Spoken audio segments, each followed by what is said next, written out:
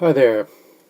We are today rationalizing the denominator of a fraction, and all that means is we don't like to see a radical in the denominator of a fraction.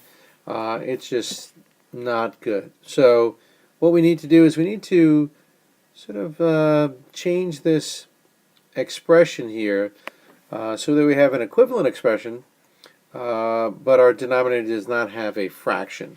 So we might think about multiplying this rad 7 by itself. However, if we multiply this right here by rad 7 and distribute, we will still have a 5 rad 7. So when we do have a binomial here, and we want to change this to a denominator that does not have a radical in it, we're going to actually multiply what we call the conjugate. And we're going to take that 5 and the rad 7, and we're just going to change the sign from a negative there, where we're subtracting, to a positive. So these are called conjugates here, and all we're doing is we're changing that sign in the middle. And when we multiply conjugates, we will end up getting an expression that does not have a radical in it, and that's what we're looking for.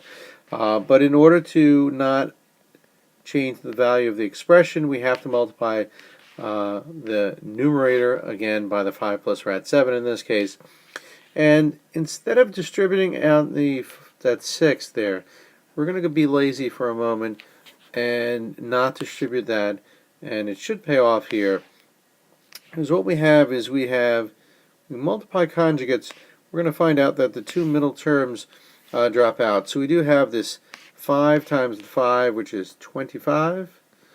And then we have our negative rad 7 times positive rad 7, which is a negative, and a 7. So if I continue down, again, I'm still being lazy here and not distributing this out. And I have an 18 down here.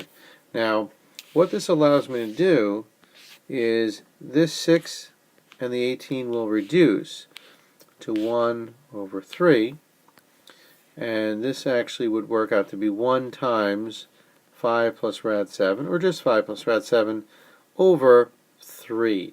And this is my answer I'm looking for right here. So by not distributing out the 6 here to the 5 and 6 to the rad 7, we've made it easy to reduce that 6 over 18, which is just 1 over 3, and we're here at the end. Now, the key to this problem, or one way you can really make sure you get this right, is if you plug in the calculator 5 plus radical 7 over 3, whatever the calculator says is some decimal, will be equal or equivalent to this initial expression. So if it's a multiple choice question, you can plug in the original, you can plug in the choice you have in the end, and they need to match. Alright, good luck.